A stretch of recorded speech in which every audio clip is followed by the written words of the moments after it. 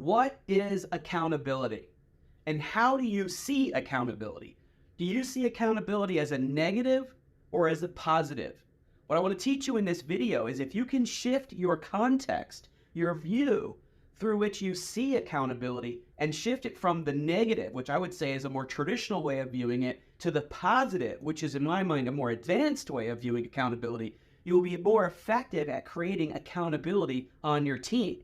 And accountability is the key to a high-performing team. When you can have your team be self-accountable, where they actually really want to do what they're doing and they hold themselves to a high degree of excellence because of your leadership, that's when you're going to have win after win after win. And that's where we want to go.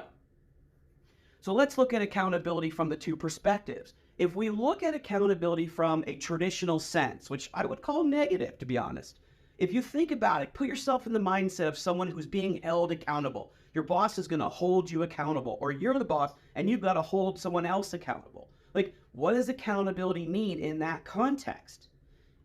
In my mind, accountability ultimately means punishment.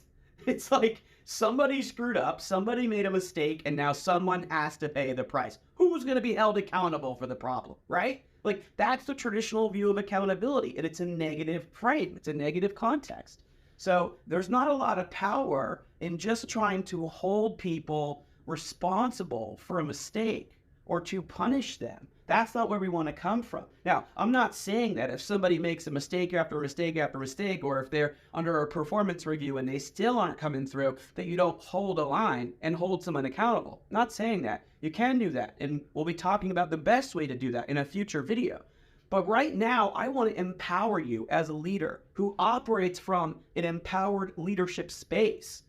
And the idea of coming from an empowered leadership space is you're very self-aware of how you frame and view the people you interact with, the situations you're involved with, so that you're always producing a powerful, forward-moving force for your team, right? So what am I saying?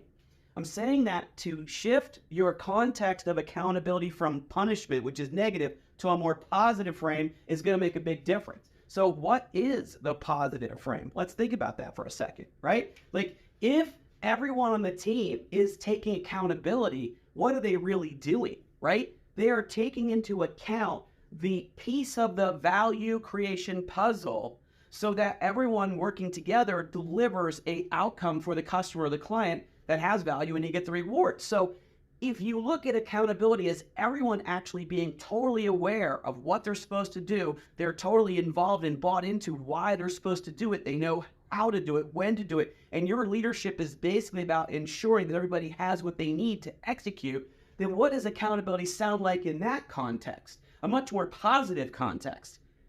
The accountability in that context is essentially the very essence of teamwork itself, right? So a positive context for accountability is shifted from looking at accountability as punishing someone for making a mistake to creating the conditions for people to actually create success.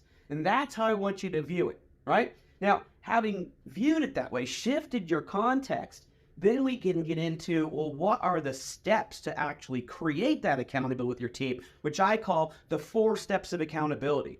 And in the next video, I'm going to show you exactly how to execute that. But before you can start to do these steps with your team, it's really important for you to take a step back and become conscious, self-aware of your leadership space, right? There's other videos that will teach you a little bit more about all the elements of the leadership space. But for right now, if you haven't seen those, the first key is to understand that you have a choice about the mindset you bring to your team, the energy you bring to your team. And by shifting your context, the way you see things, you shift the energy and the sort of approachability that you have with your people. And then when you bring an attitude of contribution, I call those the 3 C's: choice, context, contribution. When you bring contribution, people really want to reciprocate that contribution.